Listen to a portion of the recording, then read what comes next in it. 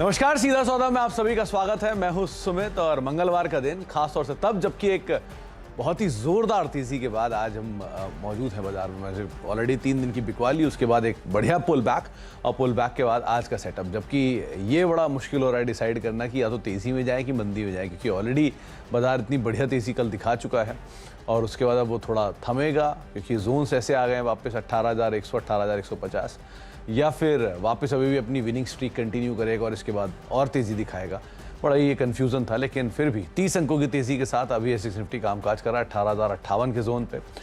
Hang Seng ये शायद बंद है आज का मार्केट, लेकिन शंघाई करीब करीब 11 अंक ऊपर ये अभी भी कामकाज कर रहा है। तो मोरलेस एशियन मार्केट से क्यूज़ नहीं है, ग्लोबल मार्केट से क्यूज़ खास नहीं है, ब्रोकरेज हाउसेस की रिपोर्ट्स बहुत ज़्यादा नहीं है और न्यूज़ फ्लो भी बहुत ड्राई है। इन सब के बीच में क्या करें नीरज जी?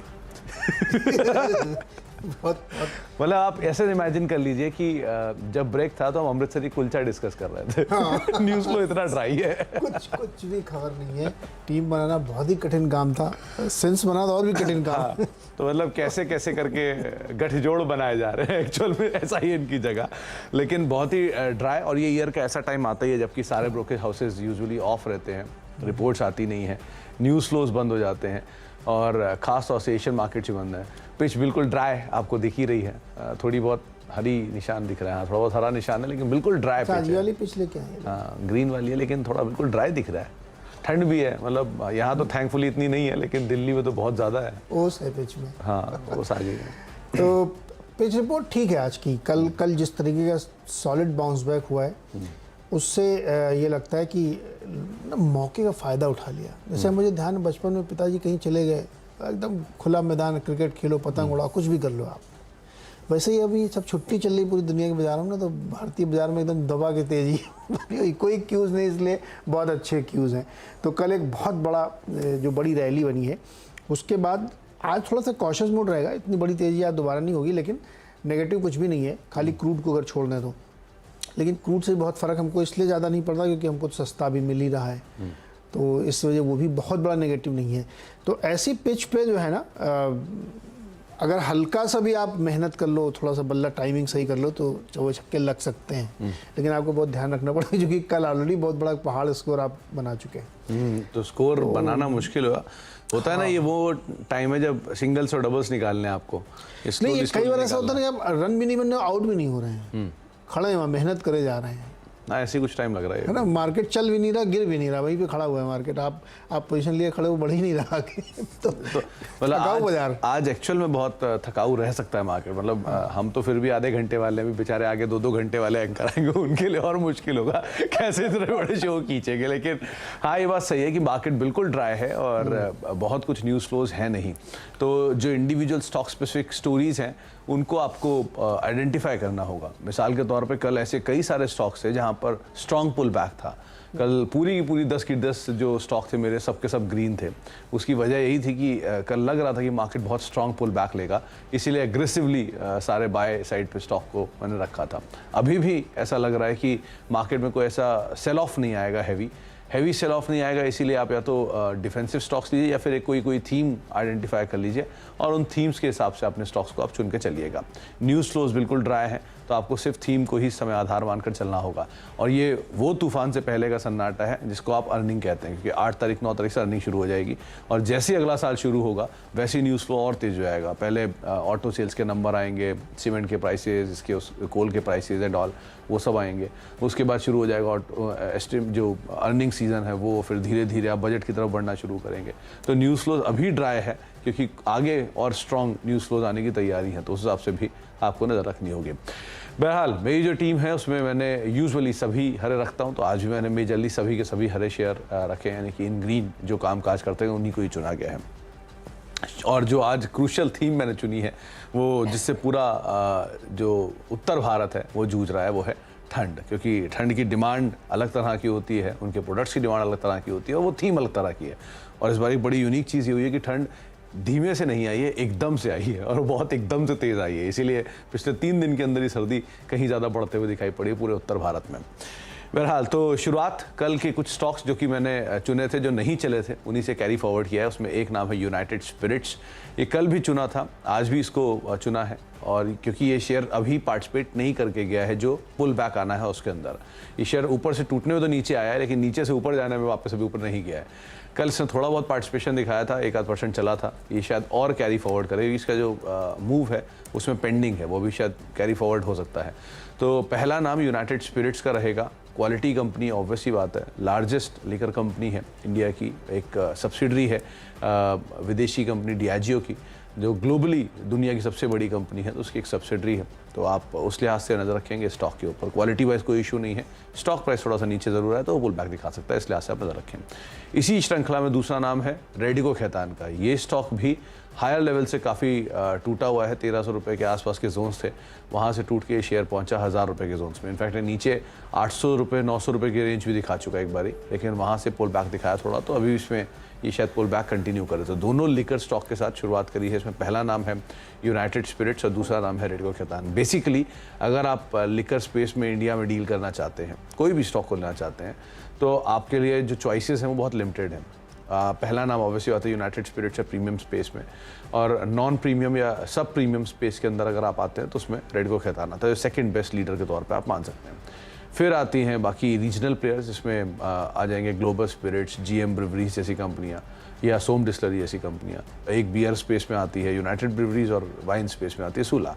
तो ये इस तरह से कुछ कैटेगराइजेशन है। तो इसीलिए अगर आप स्पेस की टॉप प्रीमियम कंपनीज में जाना चाहते हैं तो ये दो कंपनियों के ऊपर आपको नज़र रखनी होगी, यूनाइटेड स्पिरिट्स और रेडिको खैतान। हो सकता है आज यहाँ पर कुछ मूव आता हुआ दिखाई पड़े।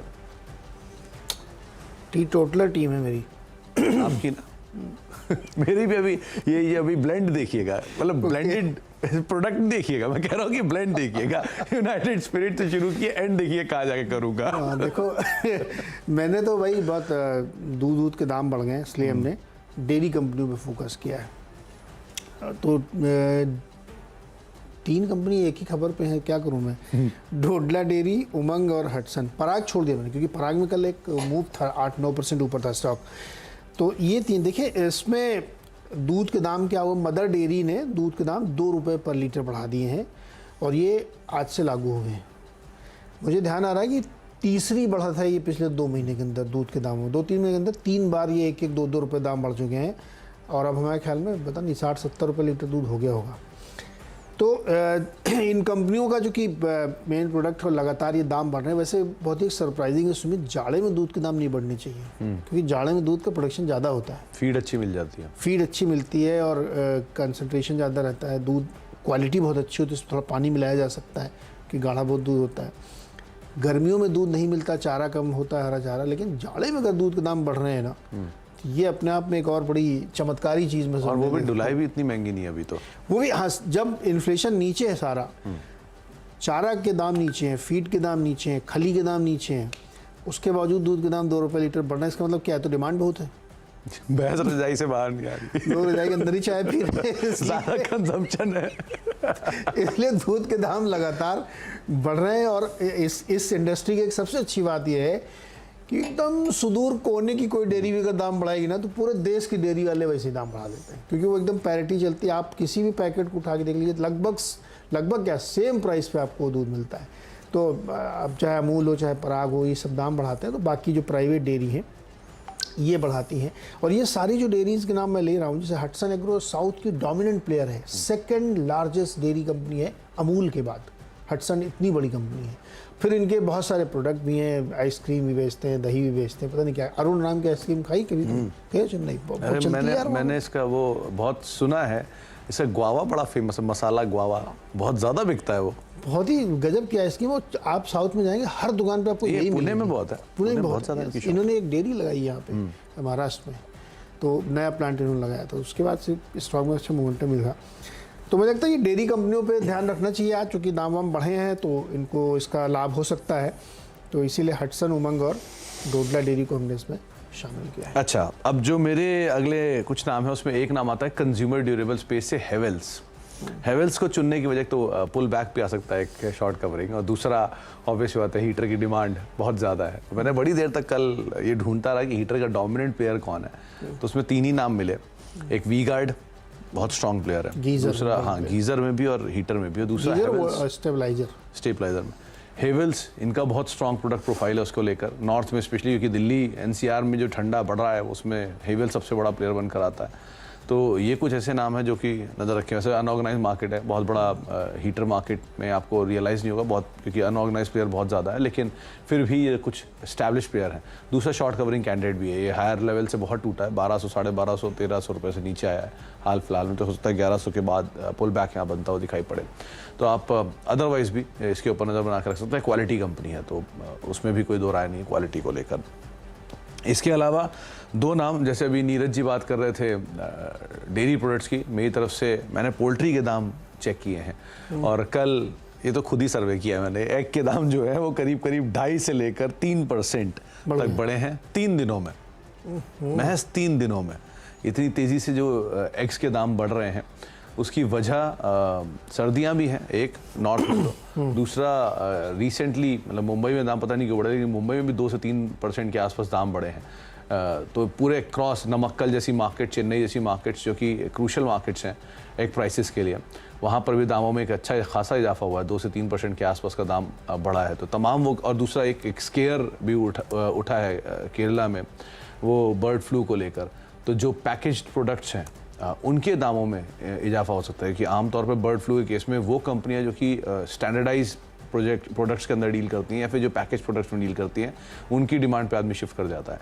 तो वो केरला का स्केयर, प्राइसेस में हाइक और ऑब्वियसली बात है विंटर डिमांड, ये कुछ चीज़ें हैं जिसकी वजह से आधार पे आप तमाम जो चिकन कंपनीज़ हैं या जितनी ये हैचरीज कंपनी है इनके ऊपर आप ध्यान रखेंगे, जिसमें वेंकीज एक नाम आता है, गोदरेज एग्रोवेट एक नाम आता है। ये दो कंपनियां हैं जिसमें प्रोमिनेंटली आप वेंकीज के ऊपर ज़्यादा ध्यान दे सकते हैं। ये एंड टू एंड रिसोर्स के अंदर है, प्रोटीन के अंदर भी है, एग्स के अंदर भी है, चिकन के अंदर भी है, पैकेज फूड के अंदर भी है।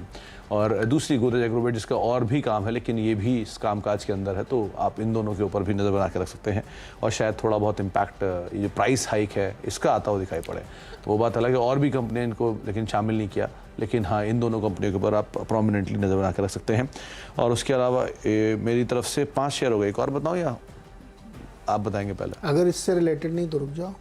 हाँ रुक जाता हूँ, चलिए वो अलग ही है बिल्कुल। आपने जो बताया एक बात ना, ये हेवल्स वाली, लोग सोच रहे होंगे पता नहीं कहाँ से कहाँ ये लोग जोड़ जाड़ के बता रहे हैं, बट इनफैक्ट ये बहुत ही सही बात है। भले ही जाड़ा 50 दिन का होता है, जब कड़कड़ाती ठंड पड़ती है, उस 50 दिन में ना आप वो हर जतन कर लेना चाहते हो जिससे कि आप ठंड से निजात पाओ। उसमें हीटर की बिक्री बहुत बिकती है। मैं आपको आज मैंने मुंबई में खरीदा एक। मुंबई मेरे जानने वाले दिल्ली में, जो मैं तो दिल्ली में मेरा घर है, लेकिन दिल्ली में जानने वाले हर कमरे में 3-3 हीटर रख के बैठे हुए हैं। यहाँ ठंड से बचने के लिए नहीं खरीदे, यहाँ तो ठंड होती नहीं, यहाँ तो हम लोग AC चला के अभी भी सोते हैं। बारिश के मौसम में यहाँ पे इतना मॉइस्चर हो जाता है घर के अंदर, कपड़े सुखाने के लिए इस्तेमाल होता है। आपके बिस्तर चिपचिपे लगते हैं, हाथ दीवार पे रखो तो उसमें पानी लगता है। तो उसको ब्लोअर खरीदा मैंने कि थोड़ा सा ड्राई किया जाए, कपड़े वपड़े थोड़ा सूखें, तो वो ब्लोअर मैंने मुंबई में खरीदा है।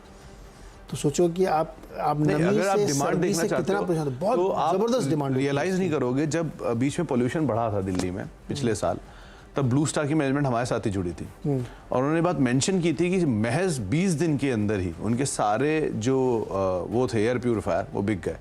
तो जब कोई चीज़ की इंटेंसिटी इतनी हाई होती है तो डिमांड बहुत स्ट्रांगली पिकअप करती है और वो रियलाइज करते हैं जब तक माल बिक चुका होता है। तो इसीलिए हेवल्स और वी गार्ड और एक और प्लेयर था वो नॉन लिस्टेड है, ये 3 कंपनियों के ऊपर बहुत ज़्यादा रैमको नहीं रैमको आर कोल्ड करके है, रैमसन पता नहीं, हाँ ऐसे कुछ नाम था, लेकिन एक और प्लेयर था, 4 प्लेयर थे, 3-4 जो बहुत डोमिनेंट है। इसमें 2 लिस्टेड दिखे थे मुझे, तो मैंने वी गार्ड देखा, मैंने वी गार्ड तो चलो थोड़ा बहुत कल चल गया था, तो शायद ये चल सकता है। ये जिक्र इसलिए क्योंकि ये लोग ना समझे पता नहीं कहाँ से जोड़ता है। एक्चुअली आप दिल्ली चले जाओ ना, कहीं नॉट किसी भी शहर में जाओ, आप हर घर में आपको हर कमरे में एक ब्लोअर दिख ही जाएगा, क्योंकि ठंड बहुत ज़्यादा होती है।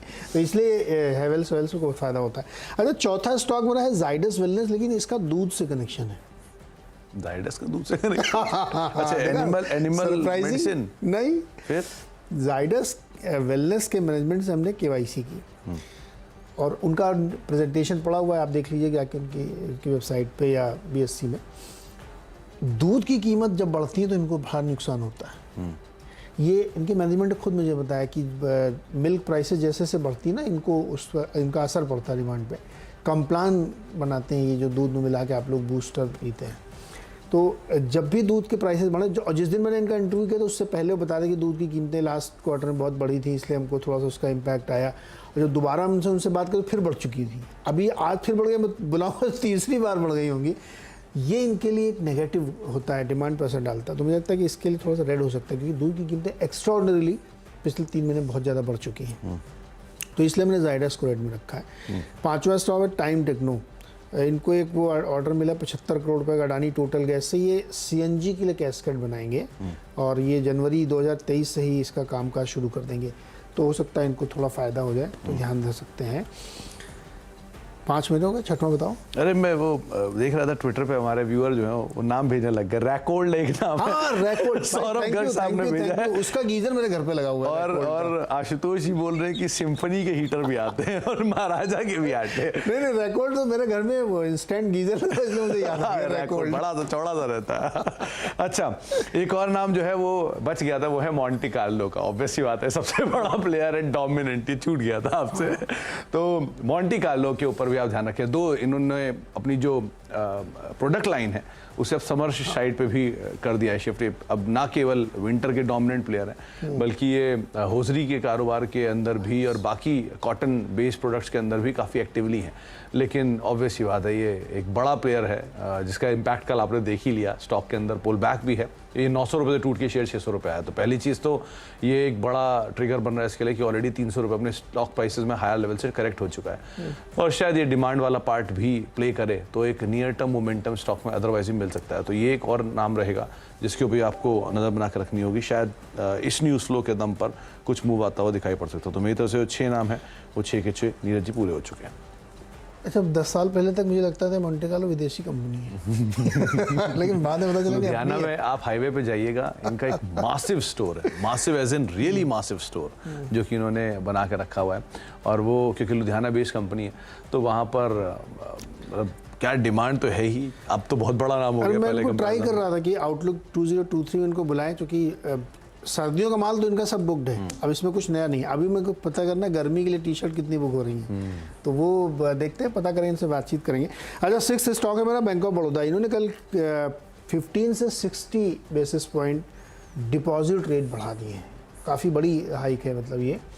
तो ये मुझे लगता है बैंक्स के लिए नेगेटिव है, क्योंकि जैसे जैसे आप डिपॉजिट रेट बढ़ाएंगे आपके निम्स में इम्पैक्ट आता जाएगा।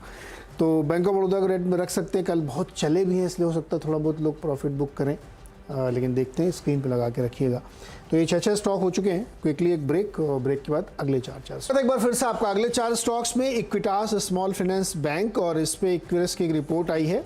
80 रुपये का उन्होंने टारगेट दिया है।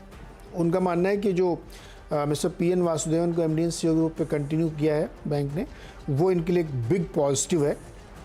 तो उनको लगता है कि इसकी वजह से स्टॉक में मोमेंटम हो सकता है और उन्होंने काफ़ी ऊंचे टारगेट दिए। महिंद्रा CIE, इसमें MOSL की रिपोर्ट आई है, जिन्होंने इसका टारगेट 360 रुपये दिया है। उनका मानना है कि इंडिया बिजनेस काफ़ी स्ट्रॉन्ग ट्रैक्शन दिखा रहा है। EV ऑर्डर काफ़ी इनको मिल रहे हैं, मोमेंटम बन रहा है उसमें, तो इसलिए इसमें ग्रीन ट्रेड हो सकता है। टारगेट 360 का इनका। जयश्री टी और उगर शुगर। अब हम लोग इतनी चाय वाय की बातें कर रहे थे, तो टी प्राइसेस अगर आप देखिए जो कलकत्ता बोर्ड में ऑक्शन हुआ है वहाँ पे प्राइस बढ़ के आए, प्लस सर्दी की वजह से डिमांड। और उगर शुगर इसलिए चीनी कल खूब भाग रहा था सेक्टर, वो इसलिए भाग रहा था कि लंदन मार्केट में $21 के भाव निकल गए हैं चीनी के। तो मुझे लगता है कि आज फिर से ध्यान रखा था। हालांकि ये सारे स्टॉक खूब चले हैं, लेकिन चीनी वाले जब चलते हैं 2-3 दिन तक लगातार चलते हैं, इसलिए ध्यान रख सकते हैं। तो मेरी तरफ से 2 नाम है, उसमें एक है टाटा कॉफ़ी और दूसरा है CCL प्रोडक्ट। इन दोनों को चुनने की वजह ऑब्वियस सी बात है, जो विंटर डिमांड है वो तो है ही, उसको अगर लेकिन साइड में भी रख दें तो पिछले 15 दिनों के अंदर कॉफ़ी के दामों में करीब 10% की बढ़ोतरी होते हुए दिखाई पड़ी है ग्लोबल मार्केट्स के अंदर। और जैसे जैसे कॉफ़ी के प्राइसेस लोअर लेवल से पुल बैक दिखा रहे हैं, वैसे वैसे शायद रियलाइजेशन फ्रंट पर बिग इंप्रूवमेंट आता हुआ दिखाई पड़ा। 2 मेजर प्लेयर जिसमें टाटा कॉफ़ी और CCL प्रोडक्ट, इन दोनों के ऊपर आप ध्यान रखेंगे। डिमांड साइड तो स्ट्रॉन्ग रहेगी। तो ये 2-3 चीज़ें हैं जो कि आप विंटर से रिलेटेड एटलीस्ट पिकअप कर सकते हैं। इसके अलावा जो among all is the best is TCS, जिसके ऊपर आप ज़रूर ध्यान रखिए, क्योंकि ऑब्वियसली बात है इन्वेस्टमेंट ग्रेड स्टॉक है ये। तो अगर पुल बैक मिला तो वैसे भी ये हाल फिलहाल की फॉल में इतना नीचे आया भी नहीं, जहाँ ये 3300 रुपये के जोन्स में था वहीं ये 3200-3100 रुपये के जोन्स में घूम रहा है। तो ये एटलीस्ट अपनी जो फॉल का बड़ा हिस्सा है वो तो दिखा ही चुका है, शायद ये शो कर रहा है। इसलिए आज से अगर कुछ भी संकेत बेटर साइड पे होते हैं, डिफेंसिव पिकअप होते हैं, तो आप आईटी स्पेस पे नज़र रखेंगे और आईटी का बेस्ट आपके सामने है टीसीएस, जिसके ऊपर आप ध्यान दे सकते हैं। और दूसरा ओरेकल फाइनेंशियल हायर लेवल से करीब 40% वैल्यू इरोजन है, 6.5% की डिविडेंड डील पे ऑलरेडी स्टॉक कामकाज कर रहा है। तो अगर आईटी में कोई मिड कैप में आप ढूंढ रहे हैं तो एक ये नाम हो सकता है, जिसके ऊपर आप ध्यान रखें। करीब 0.5% की तेजी 3000 रुपये के जोन्स में, ये भी बहुत टूटा नहीं हायर लेवल से, क्योंकि ऑलरेडी इतना करेक्ट हो चुका है। तो अब ये 3 दिन के फॉल में इतना टूटा नहीं। तो पुल बैक अगर आईटी में मिलता है तो ये 2 स्टॉक्स इनके ऊपर भी आपको नजर बना के रखनी होगी। ब्रेक का वक्त है, ब्रेक के बाद लौटते हैं और 10 स्टॉक्स की टीम का रैप छोटे से ब्रेक के उस पर।